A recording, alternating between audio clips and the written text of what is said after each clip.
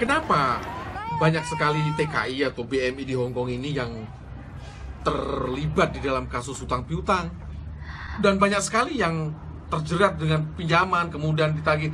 Tidak hanya 100-200, saya lihat banyak sekali. Apa yang terjadi ini?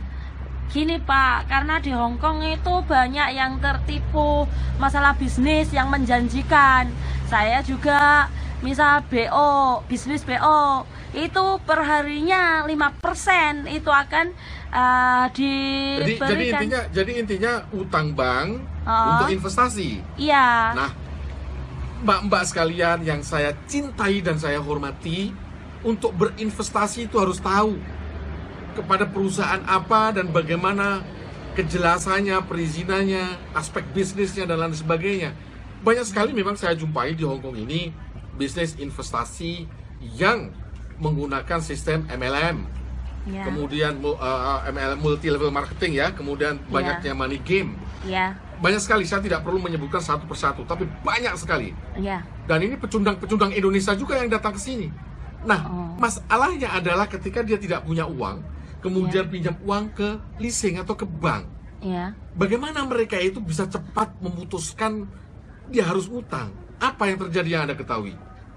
Yang gini, karena mereka bilang kita semakin banyak menumpuk atau gimana ya, memasukkan modal ke bisnis itu akan semakin banyak juga keuntungannya perharinya akan lebih banyak 10% ya, gitu. Ternyata setelah memasukkan modal segitu banyak tidak ada keuntungan apapun dan bayar utang nggak bisa. Kemudian saya jumpai lagi begini, ada kasus adanya kerjasama antara tim marketing leasing atau lembaga-lembaga peminjaman uang. Ini orang-orang kita juga yang memasarkan.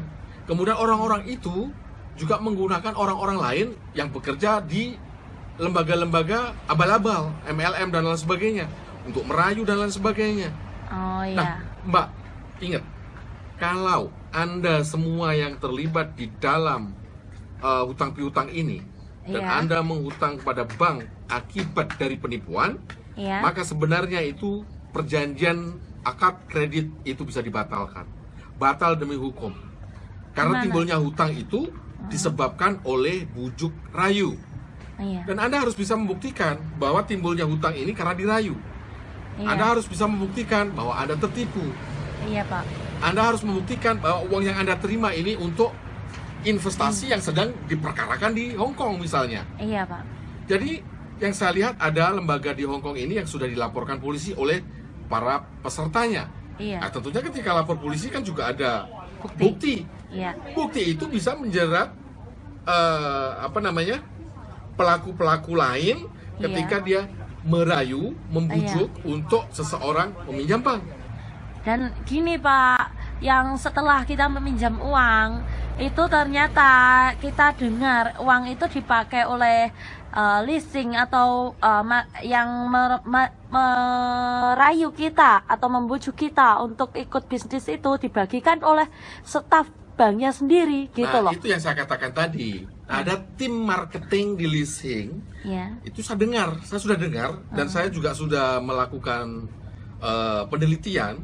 Memang ada staf, bukan staf ya, katakanlah tim marketing eksternal yang mengajak teman-teman TKI kita meminjam uang ke leasing tersebut, kemudian menggunakan uang tersebut untuk investasi abal-abal.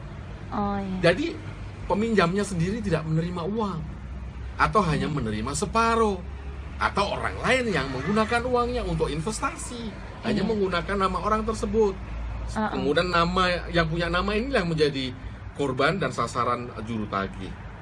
Seperti itu yang saya ketahui, betul nggak? Iya betul Pak, benar sekali. Bagaimana kita itu jika ditelepon oleh juru tagih pihak bank, bagaimana cara mengatasinya gitu? Kalau lewat telepon. Sebelum menjawab hal itu, saya akan memberikan sebuah pencerahan.